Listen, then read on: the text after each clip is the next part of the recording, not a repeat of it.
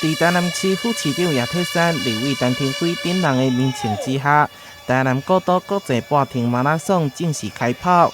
活动举办到今已经有17档，以古迹风景上最出名，是南台湾指标性的路跑赛事之一。台南古都马总共它的赛道经过了15个我们很重要的古迹跟历史建筑。那每一个古迹、每一个历史建筑都见证了某一个时期这一个城市的一个发展。所以整个赛道你完成之后，仿佛浏览了这一个城市的一个历史。每一档的比赛都相当激烈。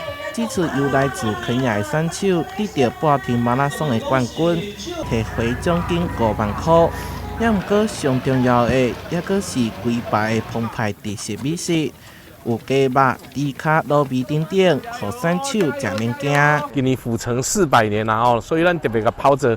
甲外口来朋友准备咱台南的特色很多的百年老店，包含了有杜小月100多年的历史，也在赛道上。然后100多年旧永瑞珍，然后旧永福的米粉酥，赛道上有将近50多种的东西。今年活动的参赛人数有23000多名，是人数上多一届。大好是台南市北选手走了后，也可会当乘线伫台南旅游。台南新闻小块采访报道。